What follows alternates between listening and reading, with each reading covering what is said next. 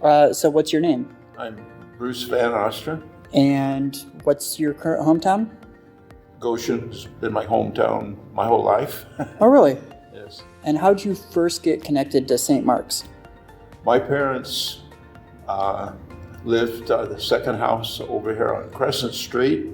I was born down in Fifth Street parking lot, which at that time had a hospital setting on it. Oh. And they carried me in here as a baby. Okay, that makes it a little bit, I was like, oh, you were born in a parking lot? No, a hospital that is now a parking lot. Yeah. Got it. But that, yes. If so, I was on the baby cradle roll back in those days. That's what they called it. And two of my dearest friends who are have passed, were in charge of the cradle department at that time. And oh, really? And I was under their care as a child. I would imagine they were a little bit older than you then. Yes, they were. They're long gone. Okay. Yeah, Gotcha. They're long gone. So jumping into some beginning icebreaker questions, what are some of the pastimes or activities that just cause you to lose track of time? Things that are your favorite things in the world to do? Things that I enjoy doing, other than, I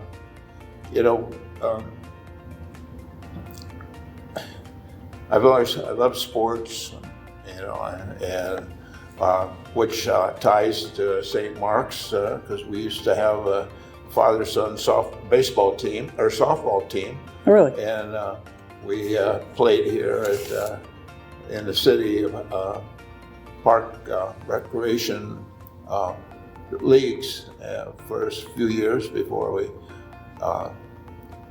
then, as time did, we played that. But we used to play basketball up in the Chamberlain gym, fathers and sons. And now my dad didn't, but I had a stepson that he played with us.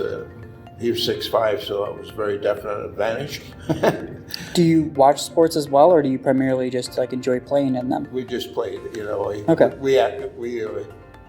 We have see how many guys showed up. We divide up the young fellas with the older fellas, and then so it was fairly equal teams. And then we just play. We play quarter court.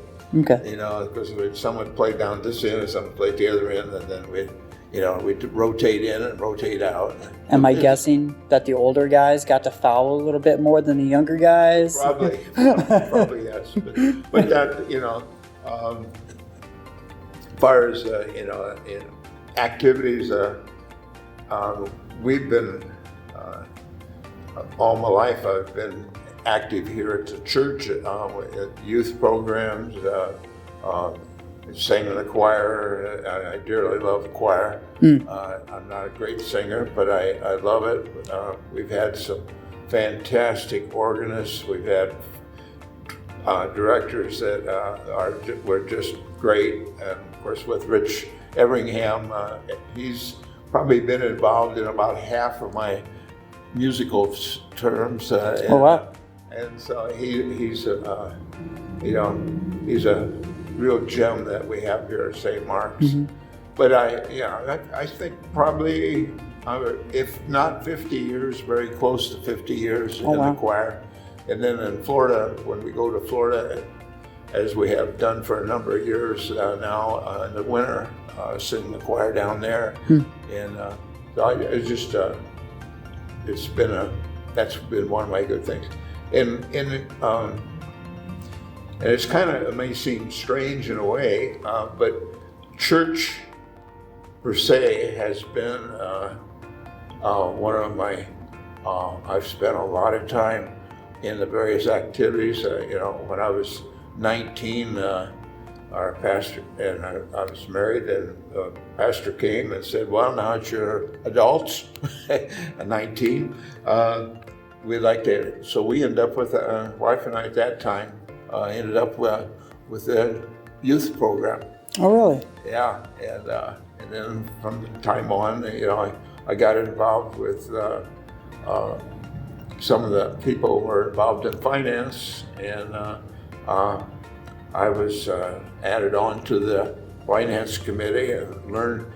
I went to college for a few years for engineering, and I come to St. Mark's as a home church, and I got an education in churching.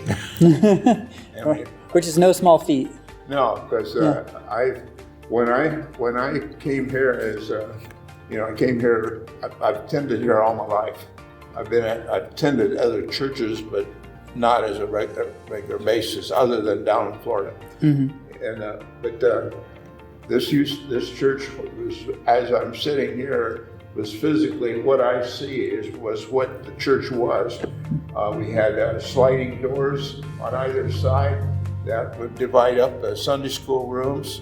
Upstairs, we had our elementary children up there. My mother was a teacher up there in that group.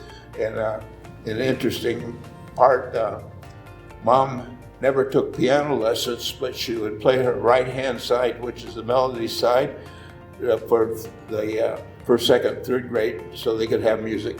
Nice. She learned to play that way, and so she was a part of that. Did she play by ear, or did she know how to read sheet music? Well, she read music. Okay. She could read the music, but she learned. She had to teach herself. Yeah. So anyhow. But anyhow, as I thought when I was thinking about what you were going to ask and such, and when you said we were going to be in the sanctuary, I thought, I've lived in this sanctuary almost all my life, my church life. I can sit here and see places. I can see Anna, who played the organ, and then Peggy, and then Mrs.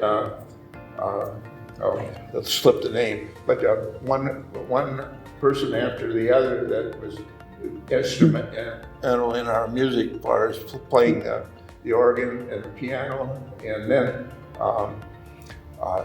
when we had in the choir, we only had one older fella, and so Wally Reynolds, who is attending First Church now, but years ago our choir director, Martha Faring, said, Bruce, you and Wally should come and sing. And it wasn't an ask; it was a voluntold. We volunteered demand. Right, exactly. And we sang in the choir side by side for years. And if one of us was going to be absent, you'd always tell the other, because that we weren't going to be able to. So in case something was difficult for us, because we had to learn how to sing. Yeah. And or at least make a joyful noise.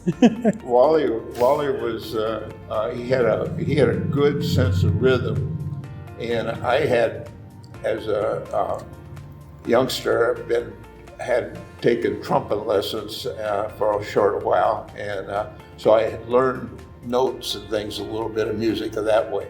So between us, we learned, but and the many Christmas Eve services that we had here, the various people that performed in different things, whether it was our music or whether it was some plays that we did, different things like that. Those faces just kind of come out. Can't put names on all of them at the moment, but right. It was. I know one particular one we was doing a Christmas. And it was the angel making, and the gal, she was a card anyhow. She was so funny at times, and she was an older lady at that time, probably in her 50s or something. I say older. But to me that's ancient. She had big white wings and great big red. Coke bottle glasses on, and her outfit was just hilarious. And she says, and she made the proclamation of the child was born. Right. Such it was hilarious. People are cracking up. Very, very, very well done. the congregation just was delighted. Right. But we've done, I don't know, I'm just talking away. I don't know if that's what you want, but I mean, if one of your favorite activities is being involved in the church family, so I mean, you're answering the question. Yeah, we, of course, I married my girlfriend that we attended church here. Most people are wont to do. And then after a few years, we were married 17 years, and our marriage fell apart. But one of my dearest friends at the time, I even took her son to father-son banquet because I had daughters and as such. But anyhow, she and her children attended. She was been living by herself, taking care of her kids for 8 years at the farmhouse that we eventually. But anyhow, when that divorce took place, it was rather difficult because at the time it was still, divorce was not heavily frowned on. Yeah. But then it was interesting because it was very hard to go through. Hard for my children. We took a few weeks off and didn't come to church. But and our pastor at the time had a daughter that was going through a very difficult marriage, and he finally counseled her into divorcing. Mm-hmm. And so he was very helpful in the picking up the pieces. Okay. And it was two pastors actually, because Pastor Morris and Pastor Dalby. It was Dalby's daughter, and Pastor Morris counseled June. And he said, I think God is in the business of saving people and not always a marriage. He had been going through that same thing himself. And so it was, and it was very difficult. I was like 25 years, 36 years old at that time. And the congregation, we'd been involved. When I sit back and go back a little bit, I was involved in finance. I've been involved in the financial drives that we added on every one of these buildings, either a co-chairman or, and it worked at, back in the days, we used to actually go to every home and solicit their pledge to the church. Okay. Back in those days, we did that. I can remember doing that. And anyhow, and then the various building committees, I was asked to serve as an assistant to one of the chairpersons.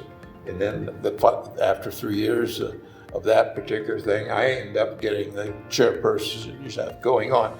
I was trained and led in so many different ways. Discipled. Into church. And this is, it wasn't just doing building things and things like that. We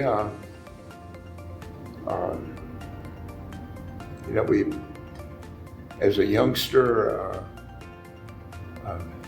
we attended the Sunday schools and things, and learned, about how to do church. Back in those days, the church was a little different than it is now. Yeah. But we had the same God, the same Christ to honor, and that had been, one of the. I can say this is one time I had a job where I was sharing an office with this other fellow, and one day he says, "You're different." Okay. And I said, why do you say that? He says, well, foul mouth talk, bad, you work with people. I was a plant manager at that time. He says, you work with the people, and you really help them to do their work as well as help, and I said, well, part of the reason, I said, I'm a Christian. And I talked to him about how that we did, and so, but it's one of those things where you need to live it as well as speak it Right. as the opportunities arise. I'm not one to stand up. Well, I have a lay speaker's license and such that I went to, that district. We had our lay speakers training and all that, and I've had that training, and You're ready to give an account for the faith that is within you if somebody asks. yeah, Right. yeah. I don't go, I don't go on a street corner and think Right. That's not me. You tend to preach through the way you live your life and your actions. Try to, yes, Right. and we've but this, I can remember, I loved being a lay leader. Of the church. I've been finance chairperson and building committee. We did those things, but the lay leader, and then leadership in the council and such.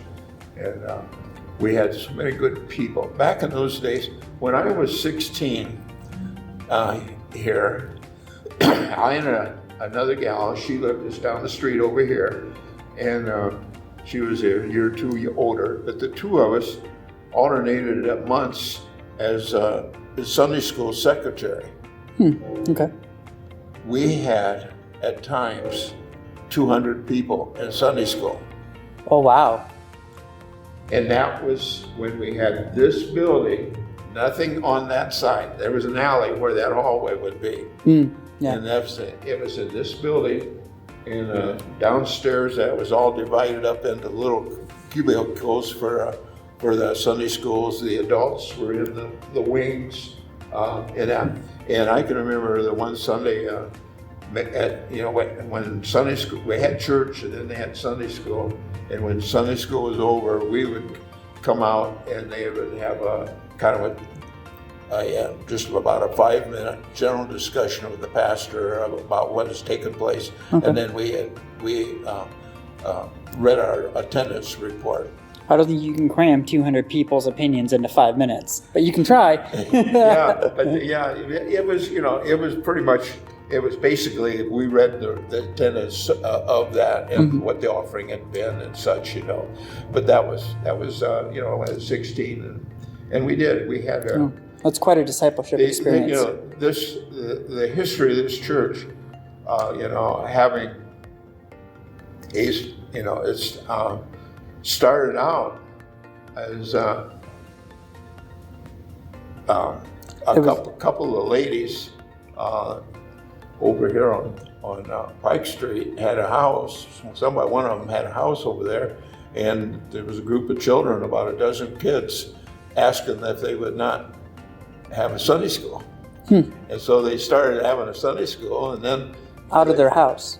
Out of her house over there, and then they came over here, and the house that was where the empty lot is out here Where the now. parsonage used to be. That was the old parsonage. Okay. Or would have, wasn't yet. It was another person's house. And then they came there, but they had a fire or something. Something interfered with so they moved over here, and they went from 12 to almost 40.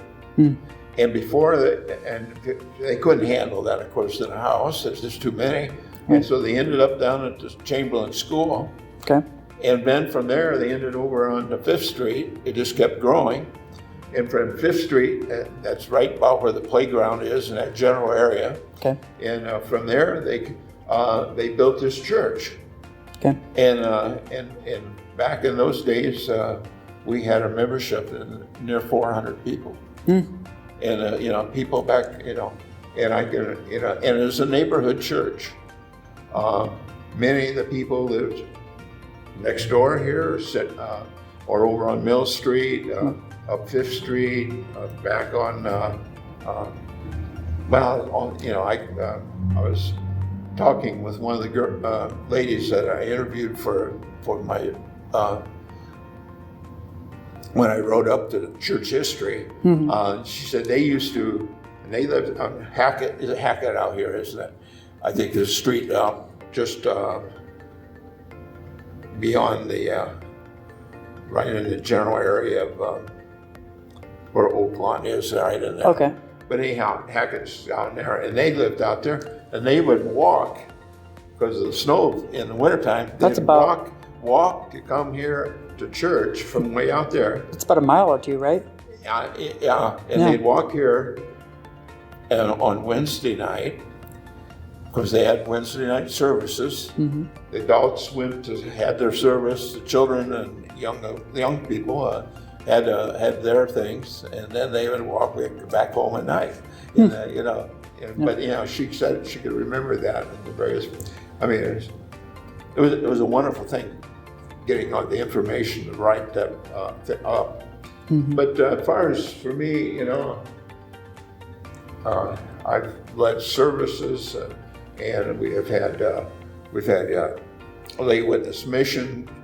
We've had just all kinds of things. But June and I, when we married, I announced it I was a worship leader that Sunday, and I announced it, that June had consented to be my bride, and we got an applause, and she was sitting out here, and one of our oldest members was sitting right beside her, and June said she about broke my leg when she went to Yeah. But we Too much applause. June's specialty is, besides being an extremely nice person, and she is has exceptional hospitality talents, and over the years we helped with suppers and dinners, and then when we had the farm out on Deerdorf property, we would have in the fall, in October, we would have a kettle soup. We had a great big steel kettle that we would we'd put stew meat in that, and put some tomatoes, juice, and things, and start a soup. And then as the people come, whatever they brought, they would bring maybe canned vegetables or fresh vegetables, and they'd place them in there. And this was outside on a campfire, a big kettle, and we would do that every fall. And you couldn't get people to go home. They sat around the campfire and such, and enjoy that. This has taken much longer than you probably expected. Nope. The longest one I have so far is 1 hour and 10 minutes. Okay. Yep. Well, anyhow, that was June and I.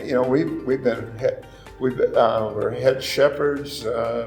We had divided the church into flocks, and people, when we agreed to be a shepherd originally, before we become head shepherds, we would you would get all the names of the congregation. And then it was just like the National Football League draft. You would draft this family, or you draft that family. Then you would have to draft 2 people for somebody else's flock. And it was fun doing, and it worked. You tried to get people that new people, older people that are older been here in the church, so that the whole idea was to develop a fellowship, a friendship. Right. So and when we would then get to meet once a month or every other month. We'd have a big gathering and thing of the individual flocks. Was that also known as Dinner for Eight? I'm sorry? Was that also known as Dinner for Eight? No, that was something else. Okay. That was one that if you wanted to... I'm familiar with the concept, but I was just going to say our outreach committee has talked about bringing back Dinner for Eight potentially. And also we've been talking about the idea of flocks. So I think I'm familiar with what you were talking about. The flocks, I tell you, when Jay Morris came to church here... when he was a pastor, right? Pardon me? When he was a pastor here? Yes, yeah. When Jay was a pastor, he and I share the same birth date and such, although he's older than I am. But that Jay told us at our first board meeting, he said, I'm your pastor, I'm not your slave. And he says, we will work together and we will develop our programs, right. And he brought in a lot of people. And then Pastor Dalby came. Pastor Dalby brought love. Not that it wasn't there before. Right. But it was, that was the compassion of like the shepherding program. I think, I don't know, one or the other, we did that Dinner for Eight where, a group of, would come to four couples or 8 people anyhow, mm-hmm. would come together once a month or something like that and go out to eat, or maybe somebody would host at their home and then somebody else would host at another time. Right. But they were, that was the way that worked, and that was the young people liked that.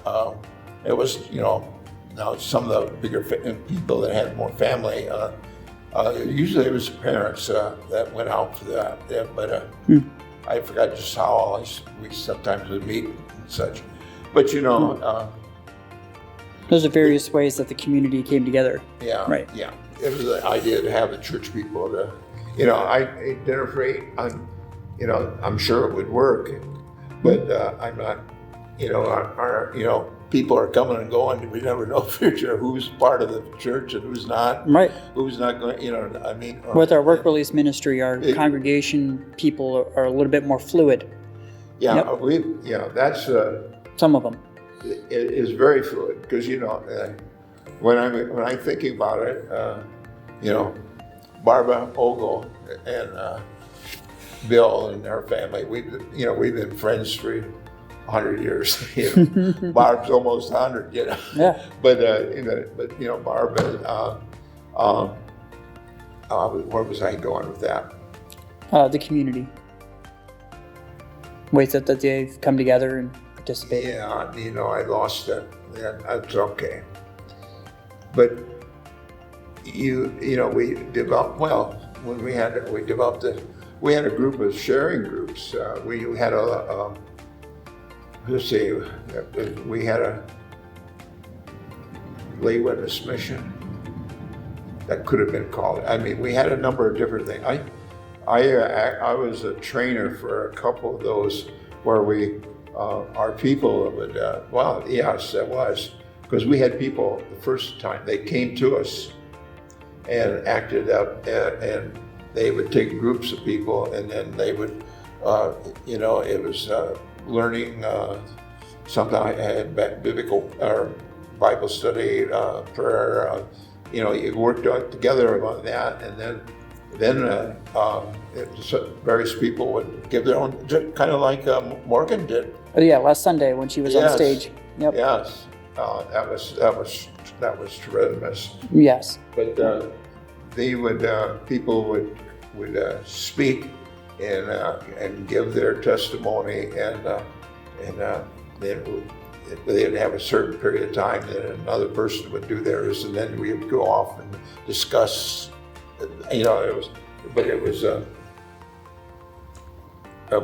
I was a trainer for that, and we had it was a package deal that we put together, and I'd go over to the fire station with a couple of because we had firemen and policeman in the church at that time, and Barb's husband was the. But that was we just that was tremendous. All of that, but through all that,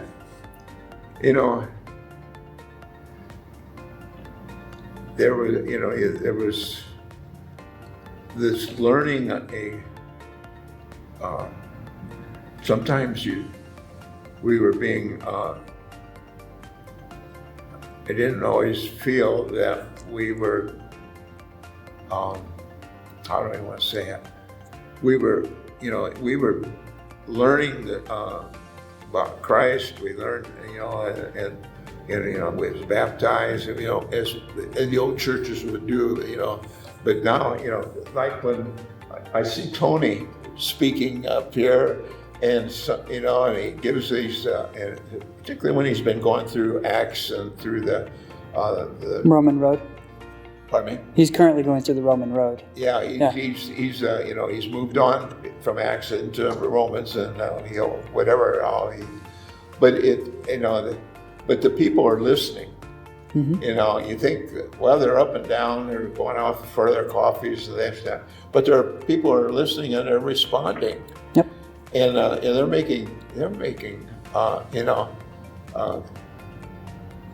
commitments that we made those commitments, but it was a different way, a little bit, Yeah, I'm somewhat familiar with the shift in cultures that have happened since the 1950s till present in church and also society, but the way that church has shifted and the way that it is. Yeah, now it's entertainment. It can be, yeah, and there's there's a lot of churches that are seeker friendly. Right. Well, there's a couple of different churches. We've been to a couple of different ones just to, we visited one that was over in South Bend or Mishawaka, and we came home, and our pastor said, "Well, what do you think of that?" I said, "We didn't like the music beating on our heads." Right. Everything was so loud and so, staged and such. And there's a number of churches, there's numerous churches all over the country where it serves different demographics, whereas it used to be, and this is just a statement about culture. This isn't a negative or positive thing on my part, but it used to be that church had a certain format, and you could expect the format. And the church, the pastor drove what the format was, and then American culture reacted to what the pacing of the church was. Absolutely. It's inverted now, where the church is trying to catch up with culture, and that's a good yeah. I've read a number of books about it, and that's just currently where we are. And we hear, we come because I know where I was going, because Barbara's the oldest. Then it's either Arlene. I think Arlene is next, and then be Dawn, then June, maybe myself. We're in the top 10 of the aged group. Mm-hmm. And we have seen, and Barb, I talked to Barb a little bit yesterday, Sunday, and I said, it's kind of different, isn't it? She says, it's taken me a while to kind of reaccept it, right? Because we wanted, they would have we'd sing responses, the various things that we did according to the hymnal, right? And in the back of the book there's or the front there's a description of services. Mm-hmm.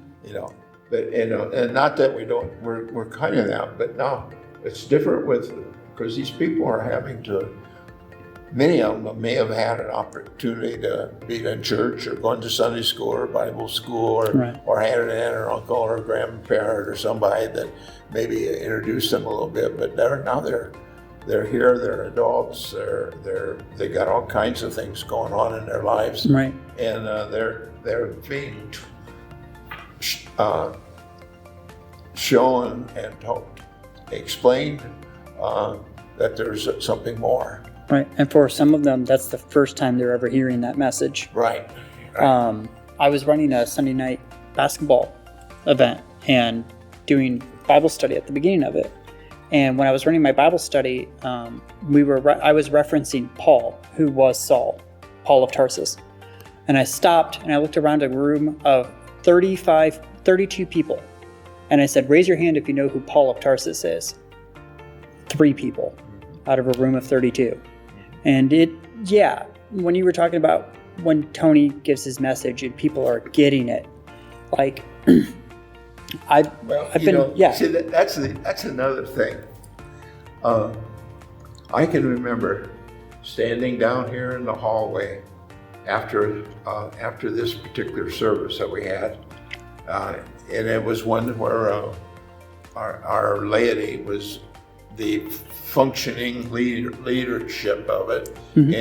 and it was commitments and things of this thing that was happening. And one of our very dear friends come walking in and she says, by me, and she says, Bruce, can't you just feel the Spirit? And I said, yes. Mm-hmm. And then later, and not just a couple minutes or seconds later, as another couple come out, and I heard him say, I don't get it. You know? Yeah. How could 2 people have 2 different experiences sitting in the same room? Yeah. Right. Yeah. Yep. I get it. It's all about antennas, what they're wired into. Yeah, there was, that's another thing that St. Mark's has offered to us as over the years. We have had prayer warriors. We've had people that, just like the gal I was referring to there, she was involved in the women's Bible study and the leadership of the whole community, where they used to have women's Bible studies that the gals would go to during the day. Back in, I don't think it's in existence now, but she was one of the leaders way back then. Of course, she's older than I am, so they'll go on. But it's just, but these people, we've had people that the Spirit was there. It's just like June and I swear that we became, my former wife and I and the kids come to know June and her kids, and I invited June to our choir over a period of time. They got acquainted with it when they first came, and they were here 8 years, and and then there was no reason to be think out there other than as friends. Right. That's usually how the best relationships start. People are placed in your life, and it was with her. I've had people that are here in this church that we sit down and adult men cry together, because of just the depth of the Spirit at that time. And some of the Emmaus walks that we did, I don't know if that's still functioning in the district anymore or not, but some of those were fantastic. We had one that, you remember Mike and Mary Toller, that he was a former military, he retired from the military. Don't think I know. But he was involved in Vietnam, and he very, very fine couple. They were here back when we were having a lot of problems, and basically I think they kept the church together at that time, but they've since, I don't know, maybe going to Faith or someplace else. Okay. But anyhow, Mike said that that particular men's walk was so healing for so many because there were so many Vietnam veterans in there. Oh, wow. And these guys, they shared the same, I never went to, I was never in the military, so I don't know what those men went through. But I know historically, and they, to have them have that time together, and or they express and heal wounds or start wounds to healing, So this church has enabled us to be, our girls have been married here, my girls, and the families we're getting grandchildren, and they're going to different churches and things of that sort. But it's been a wonderful. We were on the wrong side of the tracks. Oh yeah. It's always been the thing. I don't know if St. Mark's might have been one of the near the first on this side of the tracks. Okay. And I'm sure that maybe one of the Mennonite churches or something, but I'm not positive. I don't know about historically whether that's true. But I know that St. Mark's, you got lumped in way back when, was one of the first ones over here. And it's all these people worked in the factories down here. Over here, IXL Cabinet Company used to be along here. Along the railroad, there was various factories that were working, and these people would attend those churches. Right, and so this was a church. Would work at those factories, but then many of them would come to churches, and they came to St. Mark's. Right, and so this was a church for that community. Does that cover kind of what you want, or? So that's the question. So I did this because I paused in the video. This gives me a place to slice. Sure. So my question to you is, and this isn't part of the recording, usually I follow through a list of questions that people want to answer to get to know them better. You're currently the only person who's ever done this video who knows how to tell your story in a way that you cover most of the bases. So I could run through the rest of the questions if you have time. I don't mind doing. I'm okay. I've had dinner, and I'm not going to be doing anything. I worked my tail off. I'm done for the day too, so I wouldn't mind even if this interview goes for 2 hours, if that's what it takes to If you'd like to go through, because So the thing I wanted, what this interview tries to accomplish, and I don't explain this to a lot of people because they usually don't necessarily get it, but what this interview tries to accomplish is for people to know who the members of the church are. And so usually the questions I ask are what's the story of where you've come from, where you've been, where you are right now, where you're going in the future, what are your hopes and dreams, what are the people groups that you're part of, stuff like that. I can ask you those questions if you want, and I would like to. It depends on whether or not you want to keep going. I'll try to be a little more brief because. Oh, I don't even care. Okay. Yeah. Yeah. Why don't we do that? Go ahead and. Okay. Cool. Give me a second. I'm going to try to find a segue into the next question. I think I've got it. Oh, by the way, I'm going to be writing timestamps that make it easier for me to splice around and cut. So if you see me writing, I'm just writing down timestamps on the video.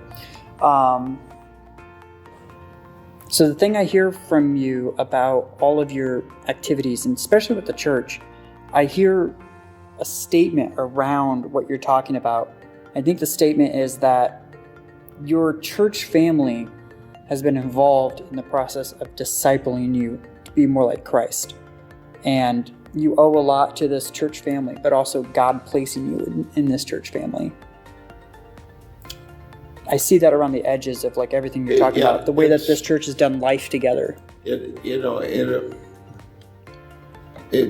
just happened to be, I was born, and that was up here on Crescent Street, and my folks came to church here. Dad was a factory worker, and we knew people, and So you were part of the demographic that this church served. It was started here before the factory workers who lived on this side of town? Were you born in this area? Yeah. Well, okay. I'll be 84. Mm-hmm.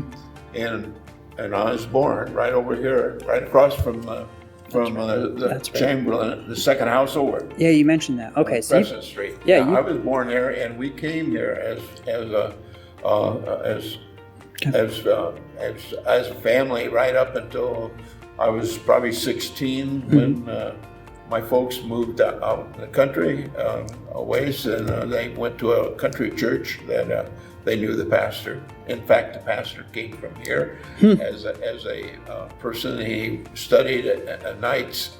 Back in those days, he studied nights and got his seminary degree and everything, and then he had that pastor. And Dad and he were very dear friends. That's kind of a small world. Transitioning slightly from that whole like idea of the church discipling you and stuff like that, seasons of life. So my question becomes, when it comes to when you're taking your Sabbath, when you're taking your time of rest, whether that's a whole day or it's times, throughout the day or whatever, what are some of the things that can like instantly brighten your day, that will recharge you, will fuel you, will nourish your soul? Before I go into that, when June and I got married, Chief said, "You attend church every Sunday, don't you?" Yeah. And she said, I suppose we all have to do that. I said, I suppose we will have to. Yeah. Because she was from Chicago. Okay. And I'll try not to hold it against her. And had a Catholic background to her. They didn't go to church a lot, but they did attend Catholic service and such. And but anyhow. This Sunday is you go to church. That's how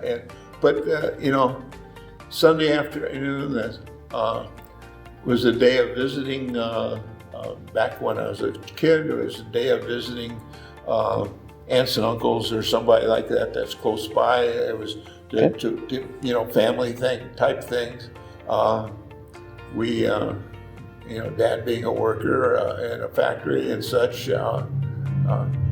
He seldom did anything on Sunday that was more of a he did the necessary chores or things of that nature, but it really was kind of a day of rest. It was a day of rest. So we as children we would a lot of times we'd have so many friends that the folks had I'd guess 50% of their friends were right out of this church. Back in the days when the couples would get together. I can remember Dad was a very humble man, very able man, but he was a very humble man. But I can remember we had a couple that they had 3 children. They were about our same age as we were. My 3 siblings, my siblings and I, the 3 of us, and it wasn't uncommon to share a Sunday meal after church, either with them or maybe another couple. Or there was like a half a dozen couples there that was in that kind of And I can remember this family was really struggling. He was a meat cutter, back in the times when they had a butcher in the store instead of a deli in a grocery store, right? Out in Iowa, all of butchering and all is done for you. But anyhow, Dad realized that they were struggling, and he went to my uncle. My uncle happened to be in charge of the Kroger meat departments in the corporation. Oh, really? Yes. And so my dad talked to him, and he said, well, send him over. And so he went over, and immediately his income went up, and they were able to, prosper more readily as a family and such, and never said a word about it. It just that I know where you could go, and he went, got his job and such, But that was Dad. He was just a very humble man, but he had a lot of friends.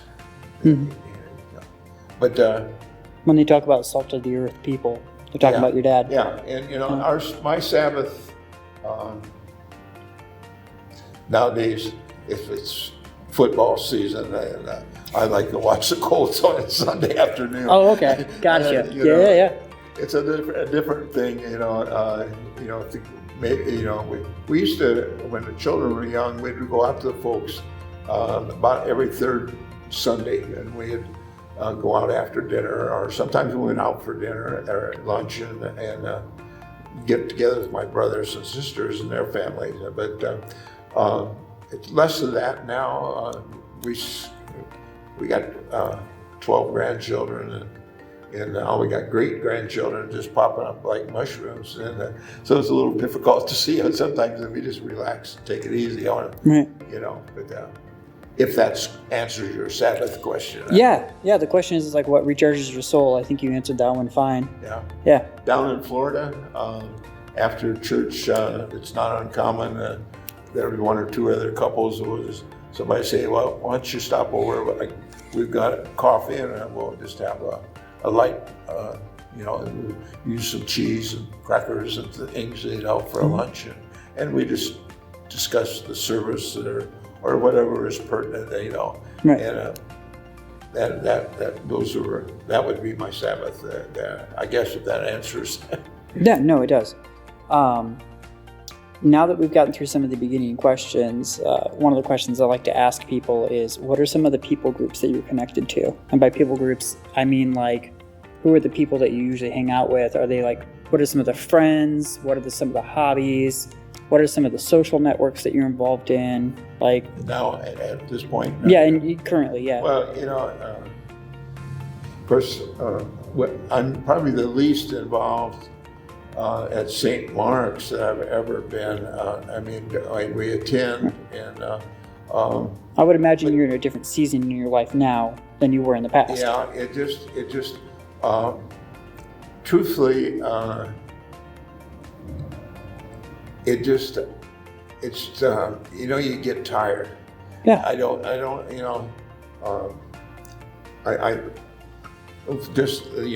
find it interesting what you're doing, and but I just, I appreciate the fact that like the Martins and the Andrews and some of these couples that have chosen to come to church here to give it some foundation,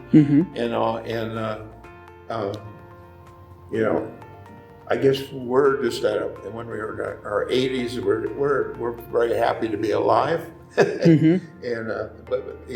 we appreciate what we see and feel as we come to church and then leave, but to be real active, I would sing if we had choir or something like that, probably. I know my wife has kind of given that up. She said, I've done my thing, but where was I going now? You also have a large family that probably occupies a chunk of your time. We got grandchildren in the area, and we spend time. I've been in an exchange club. It's a service club, Elkhart County Exchange. We do the pancakes and sausage at the fair. We meet every week at 6:30 in the morning at Oak Lawn on Tuesdays. Okay. And I've been in there. I joined a club in '73, so I've been quite a while.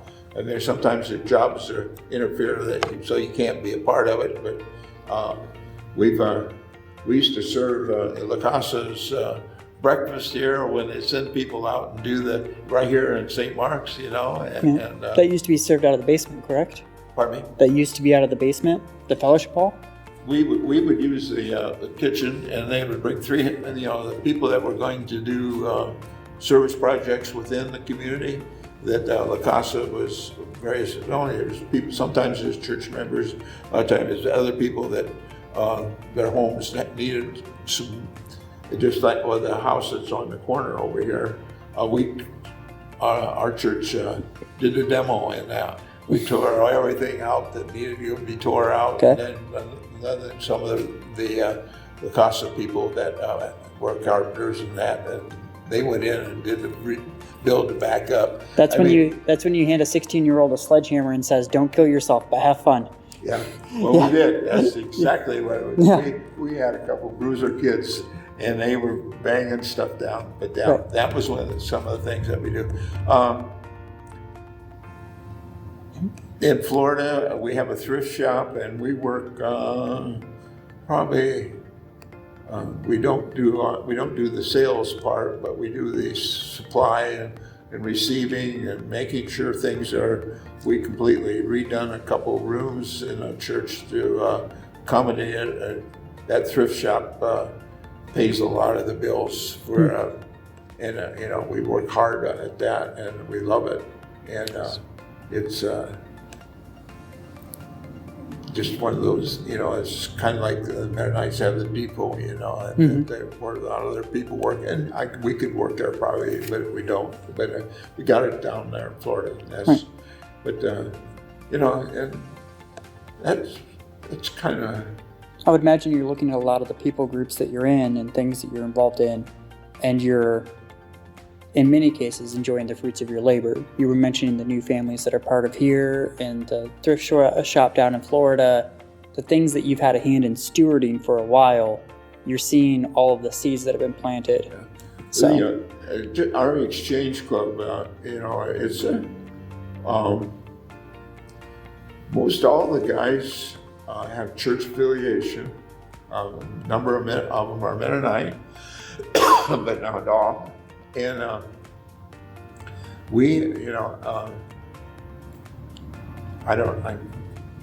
over those years that the club has been in existence, I don't know how many hundreds of thousands of dollars we've been able to give away by doing pancakes and sausage at the fair.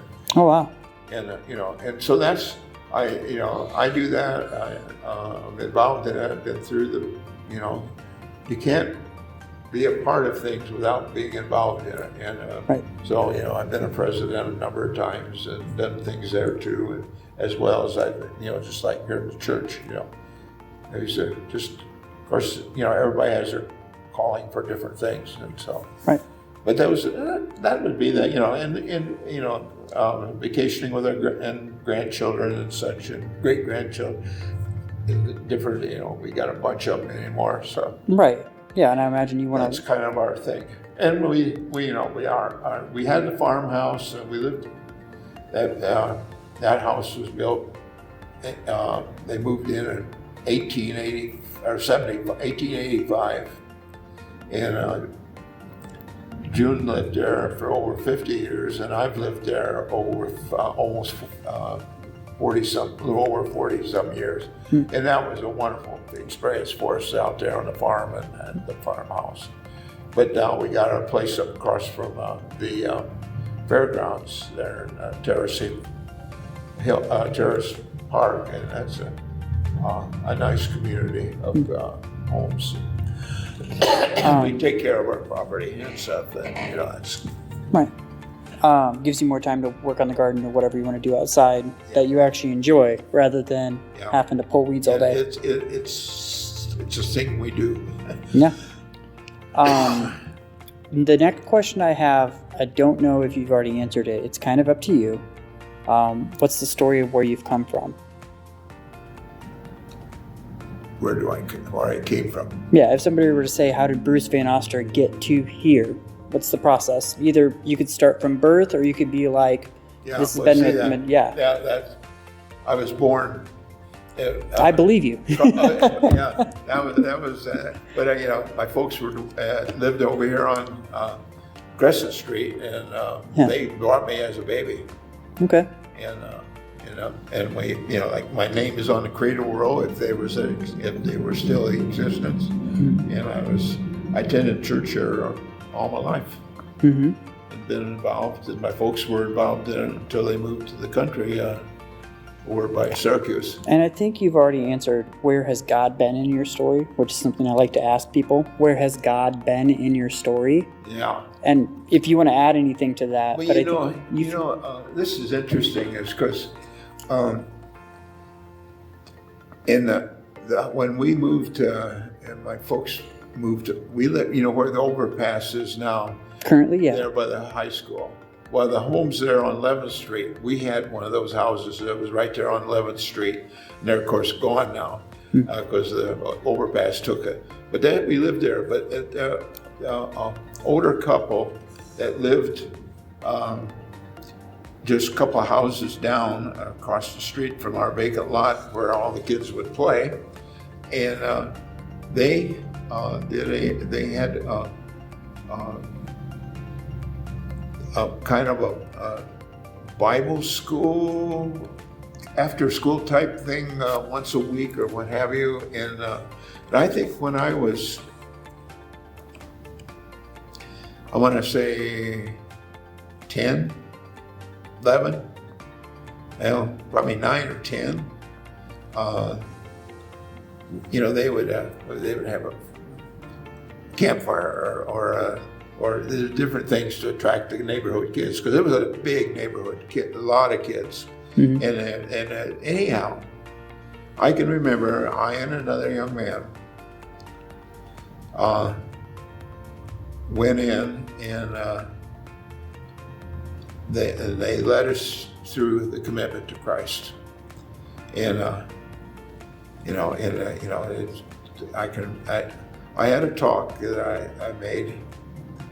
And this is the truth, is that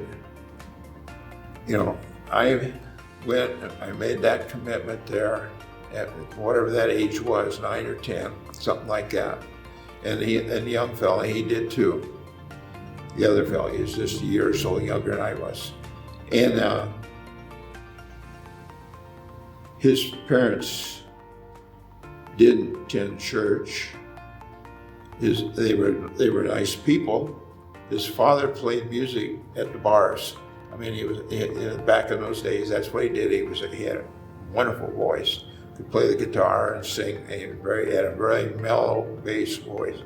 And but he sang in the band, And usually, after playing Saturday nights, he isn't like Rich, where Rich is still here the next morning. Right. And, he would be in bed or something, and then the kids would want to play football or something with Dad, and they said later. Well, my situation was, my folks took me to church, and and I'd made that commitment, and the church here deepened it by the people, because you'd been going to church up till 9, that, right? Up to that point. Now I went through church membership when I was 12 and all that here, but that was. But I had church friends, family friends, pastors that led me and gave me a direction. Brian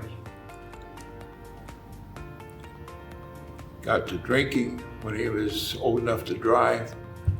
He drank and missed a turn and crashed and killed himself. He never had any leadership. Nobody led him. Right. He was just, that was, he made a commitment, but then, you got to have somebody to help you along. Right. Because if you don't know where the steps are, you can fall through. You fall through. Yep. And that's what happened with Brian. Brian died, and I lived. That was that was a hard lesson, but that happened. Yeah. It's an important lesson. I think sometimes churches are at risk of missing that. They think all you got to do is get them to say the sinner's prayer, and then they're good. It's a lifelong discipleship process of leading people, and it's like, you want them to come to know Christ, but like you also got to walk them through all of that too as they walk. One question I'd like to ask is, what are some of the roadmaps? And by roadmaps, I mean like, what are some of the mentors or role models, stories, ideas, whatever, that you like to use as inspiration for where God is taking your story? Where do you get inspiration from? Well, one was my father. Dad was very humble, but there was not a pastor in any of the churches that he attended that he didn't become a friend. And pastor families, it's a hard, it's a different kind of life because maybe it isn't different. I don't know. No, it is. And I never wanted to dishonor my father. That was one thing there. And then people, I had a Jane Elliott. She was one of the ladies that was in the nursery when I was brought in as a child. And she told my folks later in life, I don't know how old I was at the time, she never married. And she said she was a supervisor of a telephone company. The switchboard. Back in the days when they had switchboard girls, and she was a supervisor of that. So she was, but anyhow, she told my folks, if I ever had a son, I'd want him to be like Bruce. Oh, wow. Nice. But she, I can remember when the church was down without really didn't have enough money to pay our I forgot what it's called. Bills. The bills.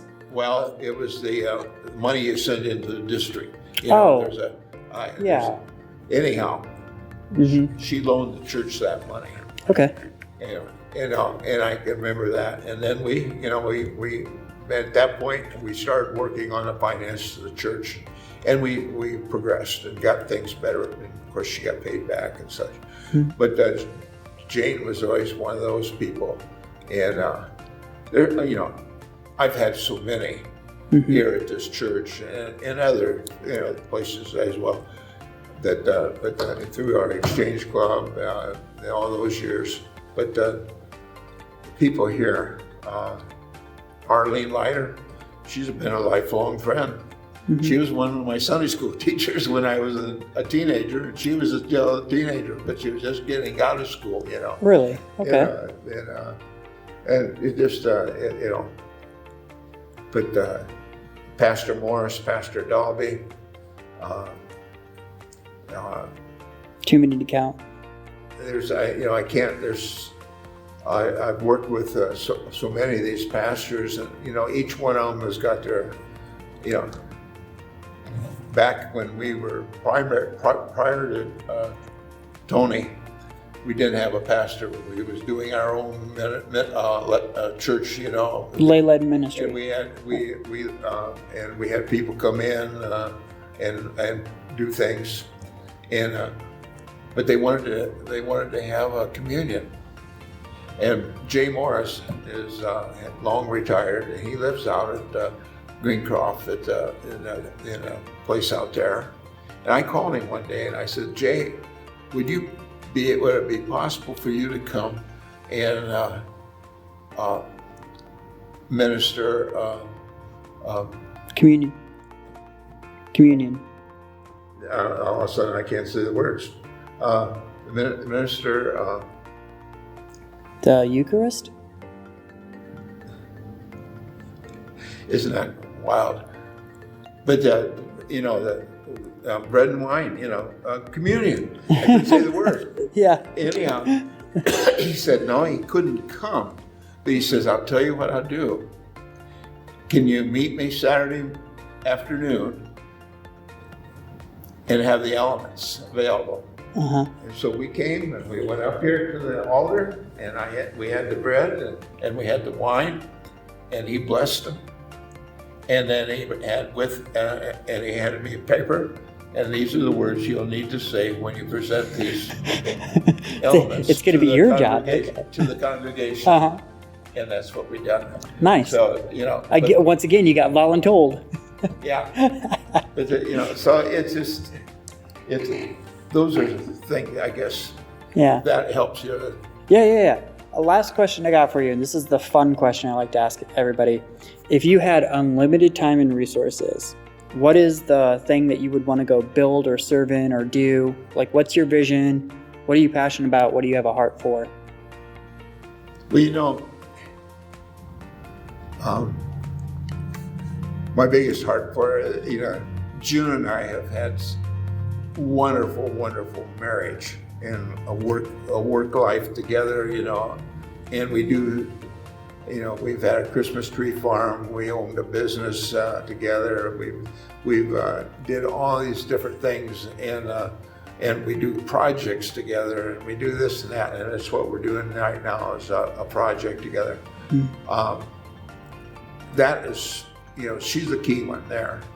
But now I've lost my train, or my head. What's the thing that you would love to go build and do? Yeah. So that,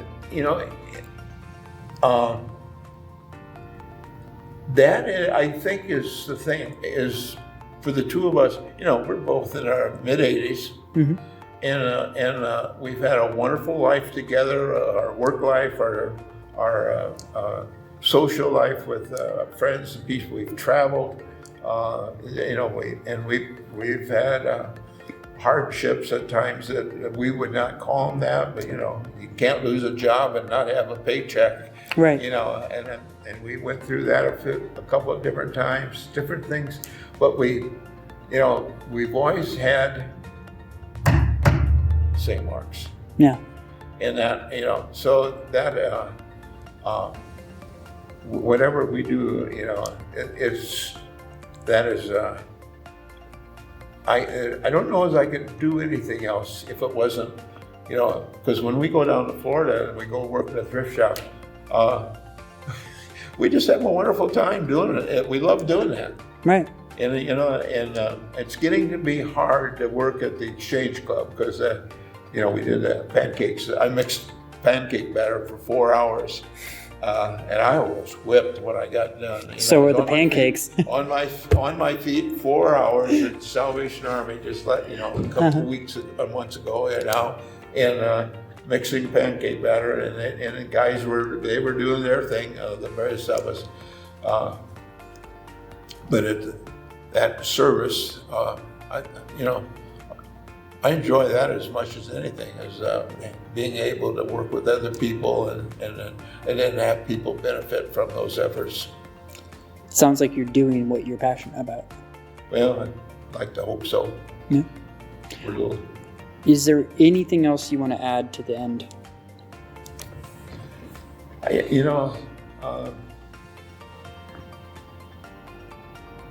I've had a blessed life, I guess I would have to say. I mean, I've been through job losses. I've lost a wife. I've lost friends in car accidents and things. But I've also had all of these pluses of relationships with people from the church, and that not because they were from the church, but because of what the church has done in their lives and how we have been able to.